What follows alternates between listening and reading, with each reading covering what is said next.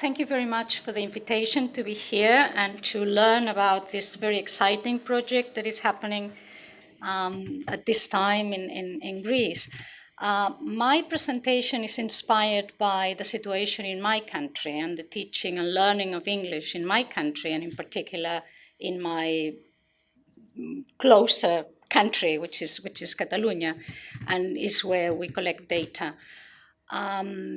Because Lucilla was talking about Italy yesterday, I should say that in Spain is slightly different. It's one of the first countries in Europe, if not the first one, where the starting age for learning English was lowered, right? That happened in the 90s already. We moved from beginning at the age of 11 to the age of 8. And at the end of the 90s, and then beginning with 2000, we all, by law, all children start English learning in grade 1 of primary school at the age of 6. In many communities, particularly the monolingual communities in Spain, they have started at preschool for many years. This has also happened in Catalonia, although preschool is the period for immersion in Catalan for all kids who are Spanish-speaking, come from Spanish-speaking families. So maybe relative to other communities, we start later. We start like at age 5. Right? I would say most children would start in preschool at least 1 hour and a half per week. This is the situation in Spain, as you can see, from many years now. For many years, we've had young learners. I am a researcher more than anything else, I would say. I've researched in second language acquisition, and I think it was at the mid-90s, beginning of the 90s, when we saw that the Spanish government was making this decision of moving from age 11 to age 8 without conducting any survey as to whether teachers were ready and prepared for that, without consulting with teachers, without consulting with anybody else. And it was so clear that they were just following, on the one hand, as Bessie was telling us, the political mandate from the European Commission, but also at the same time, there was an interest because parents, right, society in general, were so much for beginning English as soon as possible, as early as possible. So families were and are still investing, as in Greece, lots of money to take their children to private schools, language schools, after school. So maybe those were the motivations, but there was never a critical scrutiny of how to do it and why we were going to do it beyond these reasons. So that's what got us interested in the area of young learners. And what I'd like to do here is to problematize this assumption that early learning of a foreign language is fast and easy, right? Because that's what is very often said, sustained, and I'm going to change it with challenging, right? That was in the title. I've chosen 4 challenges. There could be 10, there could be 40, there could be 2, right? Only because of the time. And the last one, challenge number 4, because this is data that we are collecting this week, right? I wasn't there yesterday to help collecting, so I'm very excited about what we are finding there.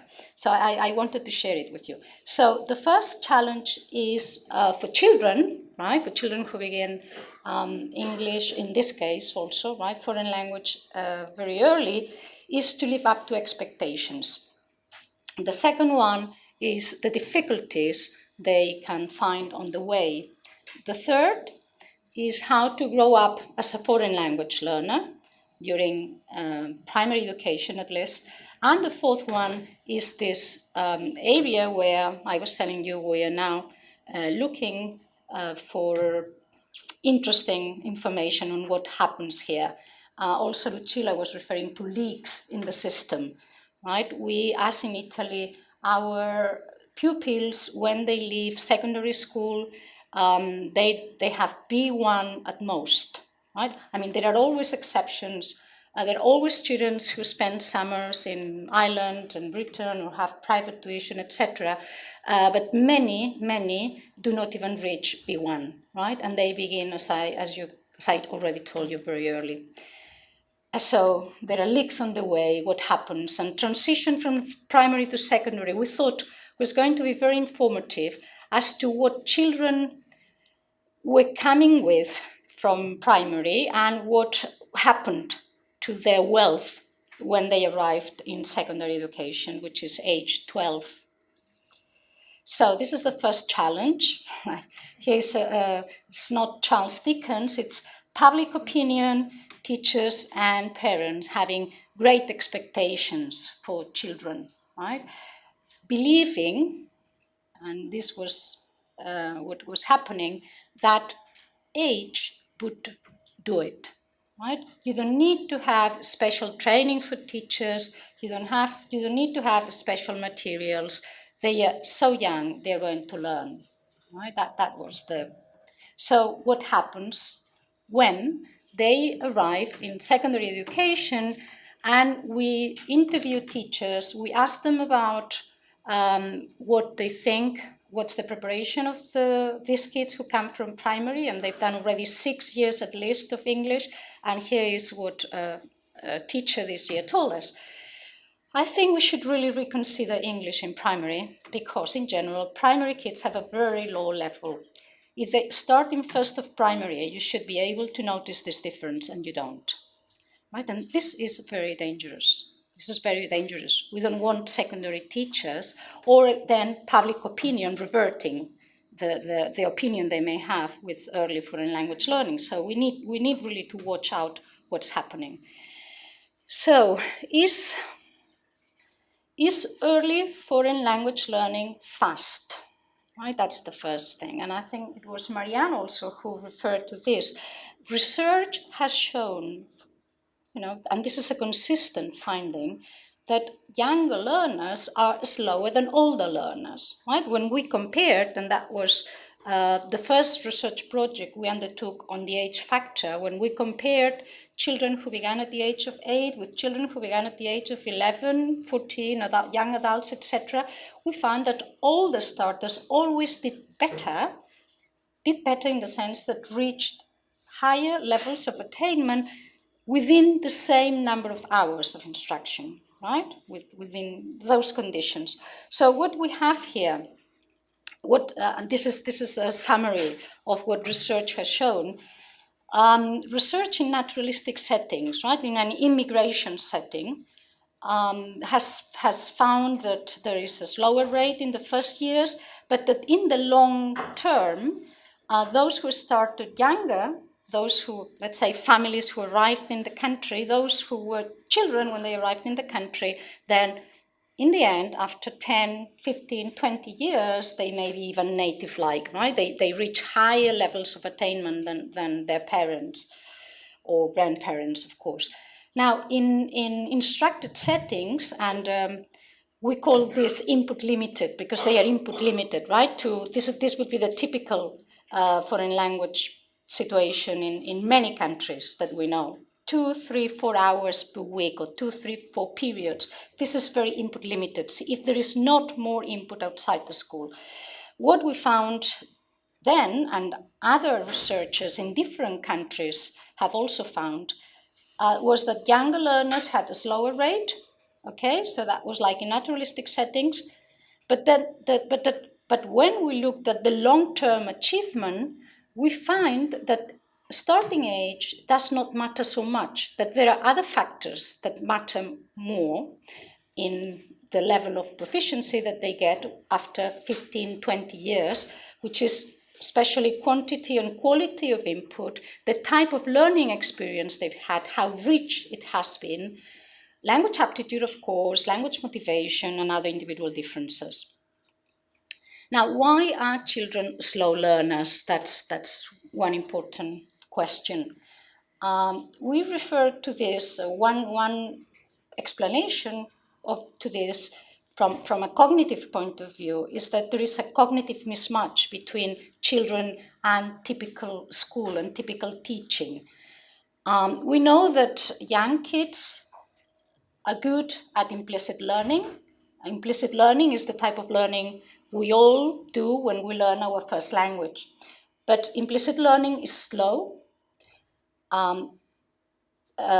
Experts in L1 acquisition estimate that to learn the basics of your mother tongue, of your first language, you need, or children use at least 10,000 hours. Right? And we know also that implicit learning needs massive amount of input, right? You need to be exposed to massive amounts of input in order to unconsciously draw the regularities from the input.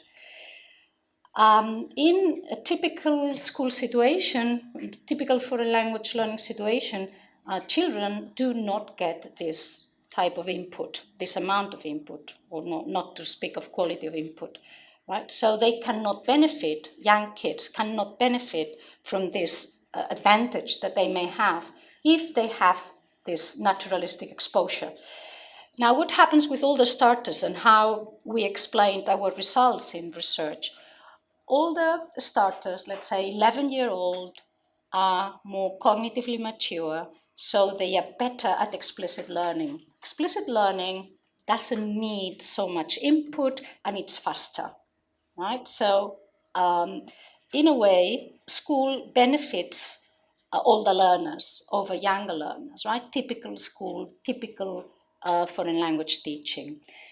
Other proposals, Marianne some time ago already talked about other factors, classroom-related factors such as teaching methodology and activities that are not appropriate for children, for young children, and could also be responsible for the very slow development over the years. Now, this is as for whether it's fast. Now, is it easy? And this is what I'm going to be talking today. We decided to ask children, we decided to ask pupils about the difficulties with learning English. So this was last year. We designed an interview, a language learning awareness interview, that we administered to grade 3 kids, small samples, right? But it's illustrative, it's interesting.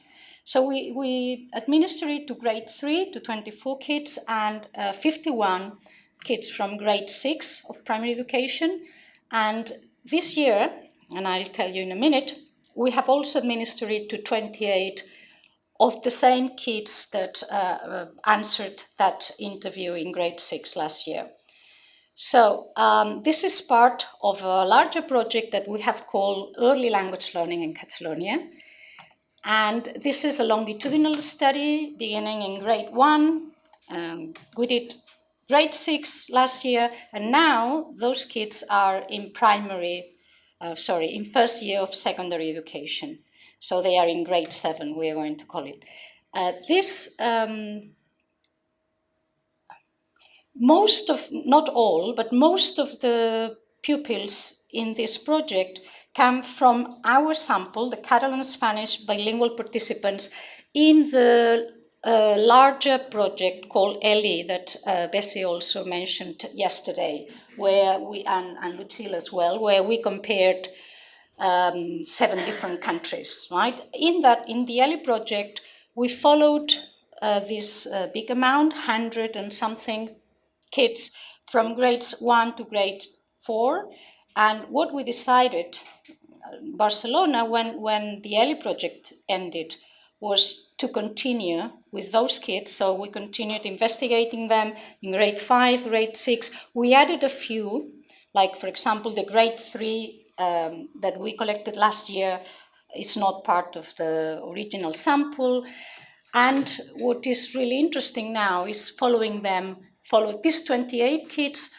We met for the first time when they were in first year of primary education, right? So we've been going to the schools 2, 3, 4 times every year. We've observed the lessons, we've interviewed them several times, we've interviewed their teachers, we've also tested them. We've administered language tests. I'm not going to talk about language today, right? But I'm going to talk about their own perceptions of their learning.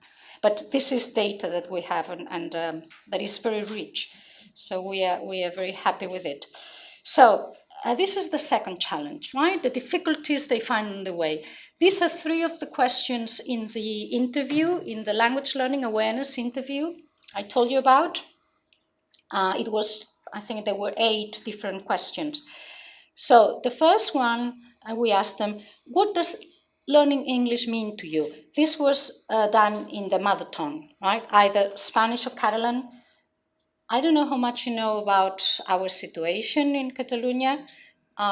We have Spanish is the majority language, and then it's official language because we are in Spain, but Catalan is the language of Catalonia, and our schools and our state schools have Catalan as the language of instruction, right? So we are in Catalan schools, and Spanish is taught as a subject. That's the official representation.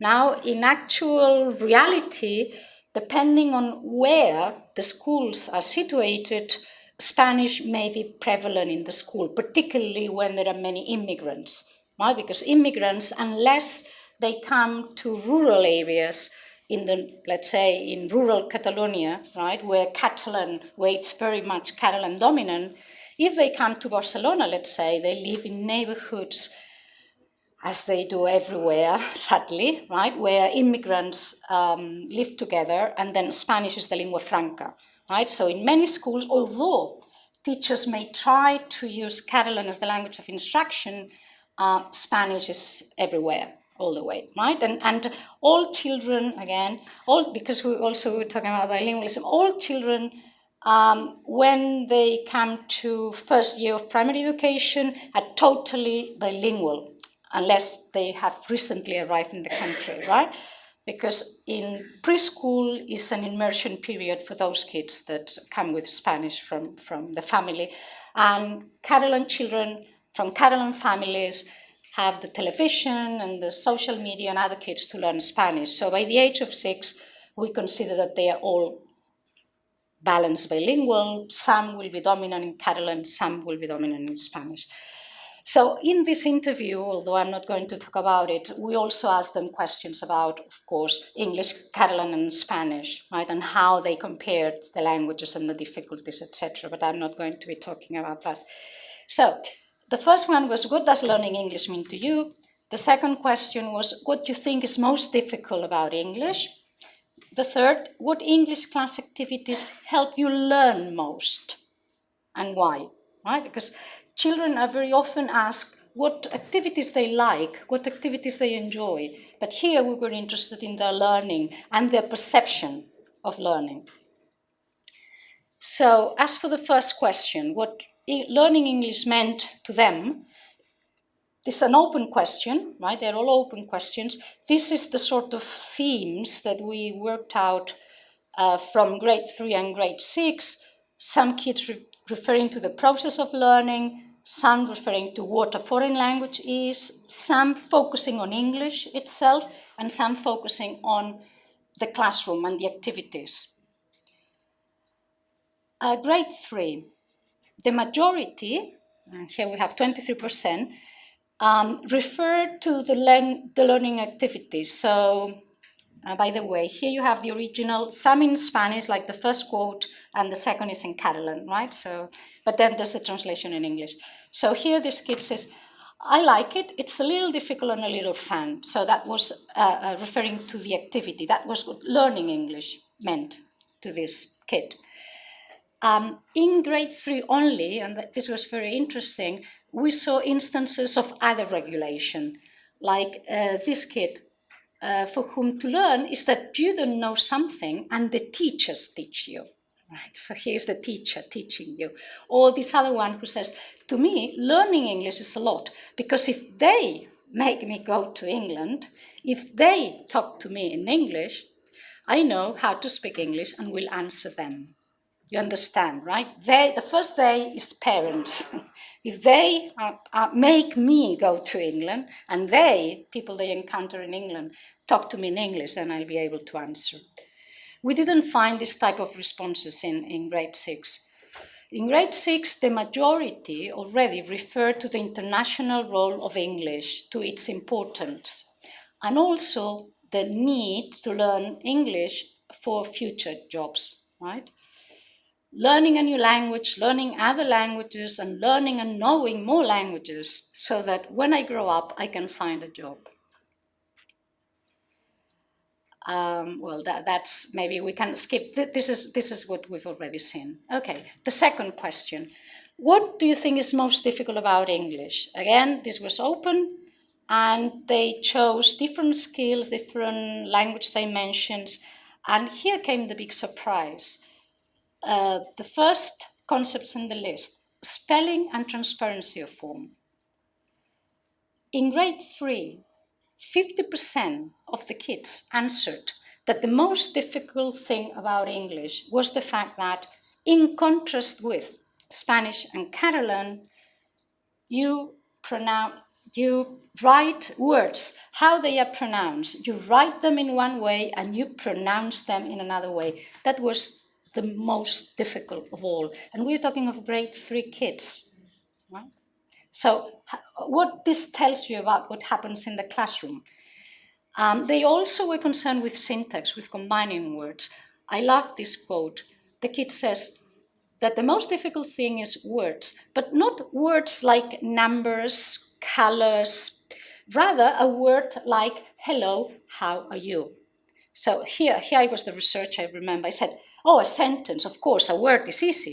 And he says, yeah, it's easy, but if you put it together, it becomes more difficult, right? So here, and we have more answers of this type. They are telling us that expressing themselves in English, right, making sense of themselves is what they are not practicing.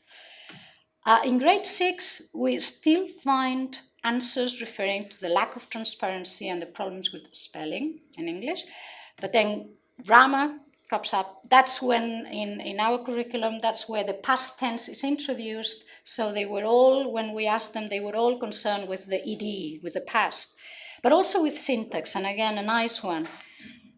Sentences. There are some words I know, but to put them together to make the sentence, in contrast, in Catalan, now I am putting together a sentence, but in English it is not possible. Okay. So the first difficulty that they emphasized was this lack of transparency.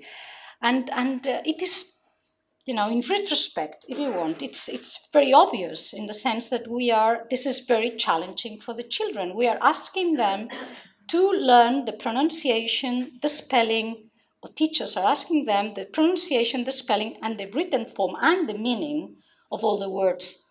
And we know that this is difficult. We know that English-speaking children take 2 years more than children from Romance languages, for example, to learn how to read, right? So spelling is the difficult thing. I mean, what are we doing with already having grade 3 kids trying to spell in English, right? That's a big problem.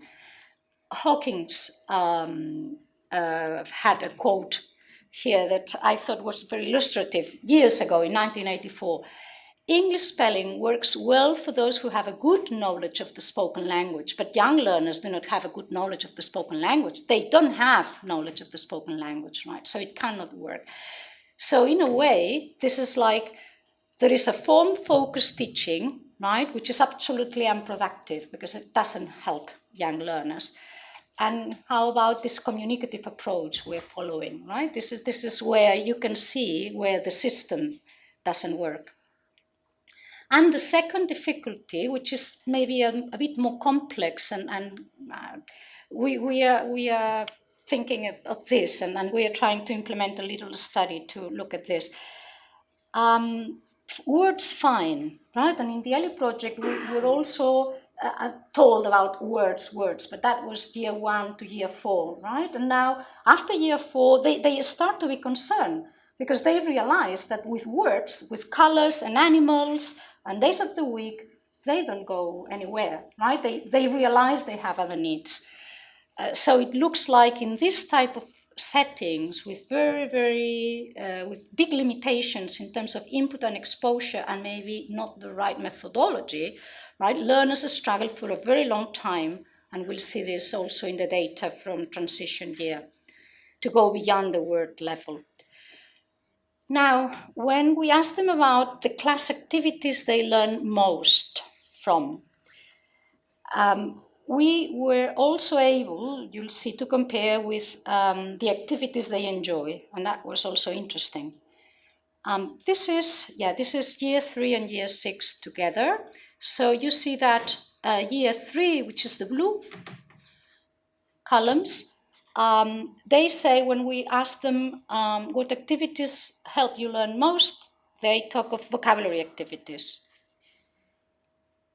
When we ask year 6, there's still vocabulary activities, but they already tell us about some form-focused practices, some form-focused exercises. We'll see examples. But also, they tell us more about speaking, right? Speaking helps them learn more. So here we have a typical example of a grade 3 answer saying that what helps her most is vocabulary. For example, now we are studying sports, tennis, football, which is exactly the same in Spanish, run, ride a bike. And here we have an example of a grade 6 kid saying, there's an exercise that you have, I suppose in the workbook, right? There's an exercise that you have to put the verbs in the past. And for me, that's learning because it helps me study. And I'll come back now to what they think, what their opinions are now that they are in secondary education. So comparing the activities they learn most and the activities they like, we find that they've told us that they learn from vocabulary and from form-focused activities, and they like games, they like songs, and they like listening. Yeah? So this is an open question, right? What is learning for young learners?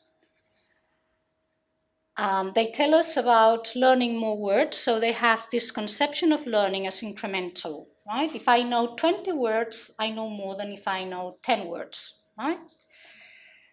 But we also see that in grade 6 already, form-focused activities are identified as good for learning, although they are not so enjoyable, right? But they are able to differentiate between what helps them learn and what is enjoyable. And we also see that they identify speaking activities as good for learning, although they enjoy listening activities more. And this is what we found again this year, right? So they are challenged when they have to produce, and then they realize that there is a cognitive effort and that they learn from that. And at the same time, although they enjoy listening, they don't recognize they are learning. So incidental learning that we hope they will be doing is not recognized, right? Again, and here then we come back. What is the teacher's role here, right? In this building of conceptions of learning in children. So we see that already in grade 6, they recognize as learning what is explicit. Vocabulary is explicit. I know this is a desk, or I know this is a lamp. I realize that I know, yeah? Or this exercise, because that I have to use the past here. So I focus my attention on this. I'm learning this, right? But no identification of learning from other sources.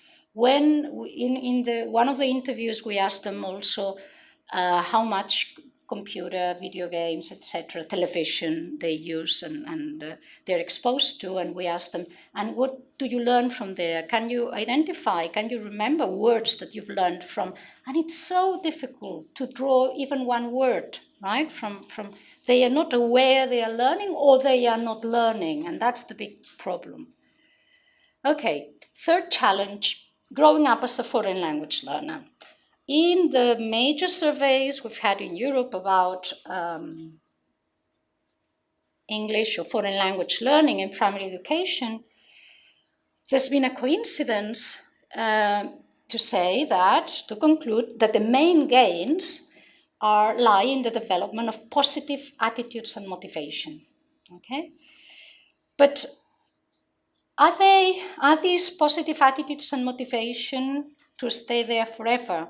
We know that attitudes are ephemeral, and we know that the determinants of learners' beliefs about language learning are dynamic and they are situated. They are not stable. So, how about their attitudes and motivation? In the early question, in the early project, we decided not just ask them about whether they liked English, because we know that young learners like to please the adult, and they would say yes. So we asked it indirectly, and we asked them first. And we've continued this also now through transition also. What's your favorite school subject? That was the first question. If the kid mentioned English, that was it. If it didn't mention, then how about English? And then they would say whether they like it or not and why, etc. So this is our data. You can see the answers to the first question, what's your favorite school subject? Those kids who mentioned English in year 2, 37%, in year 4, 29%, and in year 6, less than 20%. So there is a decrease on those who mention English. When we asked them, do you like the English subject in primary? More than 80% always said yes. Yeah, they liked it. They liked it, it's fun, we like it. It was interesting when one of the questions I was telling you about in the interview, one of the questions was, how are the English, the Catalan, and the Spanish class different? The class, right? And they said, well, in English, we do activities, and in Catalan and Spanish, we do the book. Right? That was also a very, very common answer, and that was then also a big lesson for teachers of Spanish and Catalan. Okay, when we asked them why you like English, as I said, in grade 2, most kids said activities are fun. In grade 4, too, but some answers already recognizing that they were learning new things. And then in grade 6, besides talking of activities being fun, interesting, learning new things, they introduced this usefulness of English, right, which other foreign languages will not have, but English does. So we see there is this shifting focus in their motivation all along primary. And we see also we see that in primary school, children are mainly motivated by factors associated with the classroom situation. In our case, many associations with the activities, some with the teacher, but not so many. And we see this shift also at the end of primary, where they don't talk so much about English itself, the class, learning, but talking about English is so important, it's going to help me in life, in future, when I grow up. And this is here a big question, and this is also something that Marianne was also referring to, maybe from a slightly different approach, but I think the concern is the same. To what extent, that's my question, to what extent does this initial motivation that we recognize in young learners, which is, especially in our case, towards the activities, to what extent does this motivation become, and now here using words by Ushoda, who is an expert in motivation and the way this is worded these days, how this becomes willingness to learn, right, on the part of the learner, that is associated with internalized personal goals that can combine with metacognitive know-how, right? That's the type of motivation that the good language learner right? Beyond primary, if you want, or even also in primary, but beginning in primary should have, this is a question mark, how we help, how the teacher helps them move from this initial motivation, which is very good and it works fine in the classroom, towards the activities and what happens in the classroom, towards this autonomy, right? To be an autonomous learner. Okay, and now this fourth challenge, right? Children go on growing, and after primary education, they come to secondary education. So this has happened this year, and we again did the same thing. We interviewed teachers, kids a couple of times, and we asked them the same questions. So the first question was whether their conception of English learning had changed, and we found some of the answers that were already present in year 6. They refer to the international role of English and to travel with English. They refer to learning another language, which was already present also when they were in primary education. They refer to a future job, and here it was a bit sad, it was a bit pathetic, because although they had referred to the future job when they were in primary education, now they said, I need English to get a job abroad, because of the situation in Spain at the moment. So they are totally aware, not just of the need for, before it was having English for a job, now it's having English for a job abroad, right? Because there are no jobs here. So it is enjoyable, and 2 more types of answers were added, which were nice, right? They talked about communication, not just with other people, because English, people from whatever countries, right? Not so much instrumental, really communication. I can communicate with other people using other languages and get to know other cultures. This wasn't present in primary education kids. Okay. The new difficulties. This is in year 7. The new difficulties now, there's still some problems with the transparency of form. There's less, right? But there's still 30%. Now writing, because now the curriculum has totally changed. Now we are in secondary education, so now we have to write. So now the difficulty is writing, and also, and this is maybe more hopeful, speaking, self-expression. Right? My difficulty is to use English, to talk, etc., and to understand native speakers. That's new. As for the activities,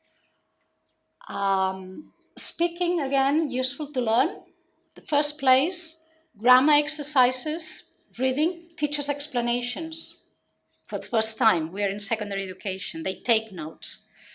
Listening, writing, now vocabulary is down, right? Has decreased. There's only a couple of kids mentioned vocabulary 3. Most enjoyable, again, listening, more enjoyable than speaking, but still they recognize they learn more from speaking than from listening. Now singing is not so enjoyable, they're grown up. And least enjoyable, of course, homework, too many exercises and too much writing. Now, apart from the answers to these questions, we asked them twice. Once in November, when they were into secondary education for 2 months, and now again. Questions about differences between primary education, secondary education, etc. And from their answers, some of the answers are really, really illuminating. So here you have 3 of them. In primary education, we played more games, but we didn't learn as much. In primary education, I did not realize what I was learning, and here I do, because they tell you what you are learning. And this third one, which is really, it's all of it. I didn't learn much in primary education, and here, all of a sudden, I have learned a lot. For example, the verb to be. They did not teach it to us that well.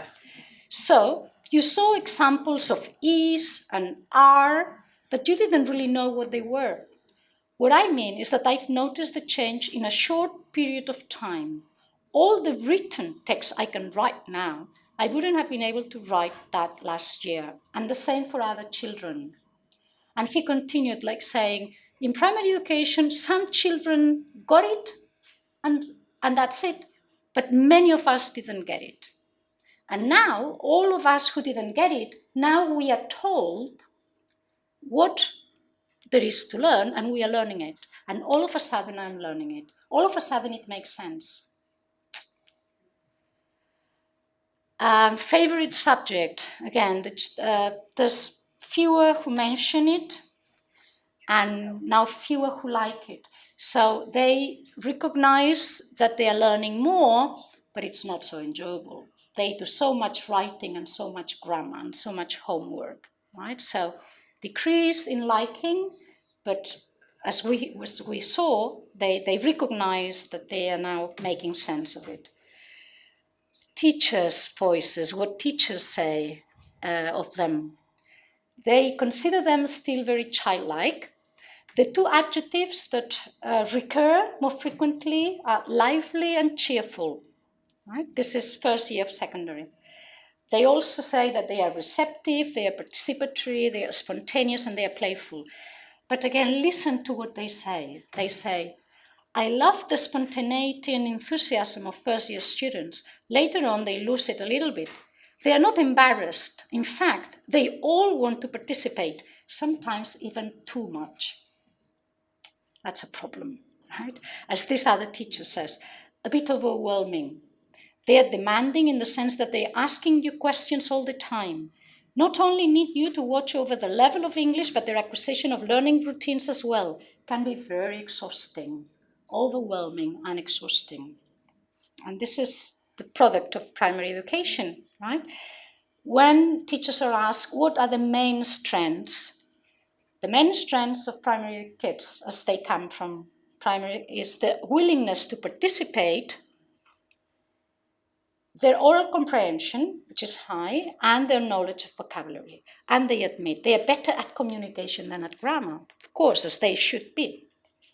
But do they have any weak points? Yes. The grammar is not structured. We have to do it.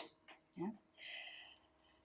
Then our question when for the transition year, is whether secondary education teachers make the most from what the students learned in primary, whether there is a leak there. What they tell us is that, or we ask them and they tell us, they start from scratch. Not exactly, they say, but because we go fast, right? So at the beginning, we just summarize all the grammar they should have learned in primary, right? So we can do it fast because in some kids, and also, I don't know here, primary schools and secondary schools, state schools are different, right? Different buildings, different everything. They don't talk to each other. So they also may have children from different feeder schools. So they need to make this homogeneity, and that's also how they justify that they focus on grammar. I like the last quote, and with this I finish. When we asked this teacher about communicative approach, she says, well, yes, sure, but with 33 pupils, not all classes have 33 pupils, right? But with the economic crisis, things are getting worse. So she complains, with 33 pupils in one group, it is very complicated. Any attempt to start a question-answer dialogue turns into a tsunami, because that one question activates in 33 people, right? And it's very difficult to manage for her. So these were challenges for the kids, which are really challenges for primary school teachers. I mean, that's the whole point. Again, there's just one slide here. We could write, I'm sure you could write 5, 6, 7, according to your experience and according to the experience I've also shared with you. These are the ones I am emphasizing here, right? But they are not the only ones. We know that young learners ideally need intensive, massive exposure to the language to facilitate implicit and incidental learning. They are not getting it from the school. It's very difficult to get it from the school. Through CLIL, they are getting more exposure, but again, if we talked of CLIL, this is another hour, right, of what things are being done under the label of CLIL, etc. So one way of working towards having more exposure, more naturalistic exposure, is make use of out-of-school exposure. Right? There is television, there is the web, etc., etc. Bring in this exposure from outside. Right? Homework doesn't need to be in the workbook.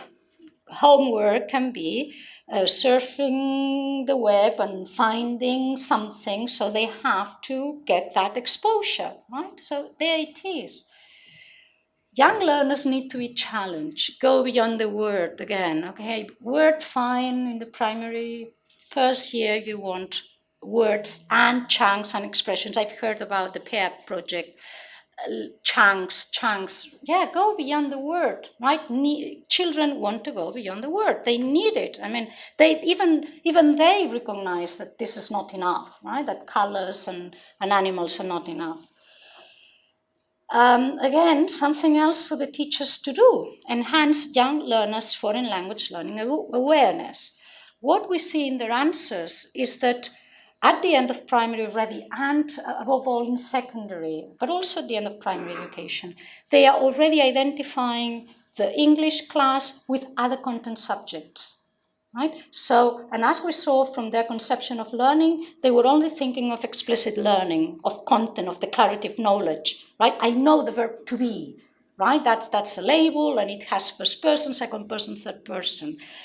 We have to help them realize that they are learning and what they are learning when they are using the language. And this has not been done with these kids, at least, right? They have not recognized, they are not proud, and they don't think they've learned so much. They tell us, I played, but I didn't learn. There was room for learning, right? But they were not helped to recognize that they were learning. So there is an element of language learning awareness to bring in the classroom. And finally, thinking of motivation and attitude, help them also become autonomous learners, right? As we saw, help them move from being motivated by the activities to have to acquire this willingness to learn and make them autonomous learners. So this is a lot to do. Those of you who are primary school learners, this is, I hope, a burden that you do because you also like teaching young learners, and you recognize the very, very nice and positive benefits that come to you as a person when you teach a young learner. So this is all for me. Thanks for listening. And there's no questions, comments.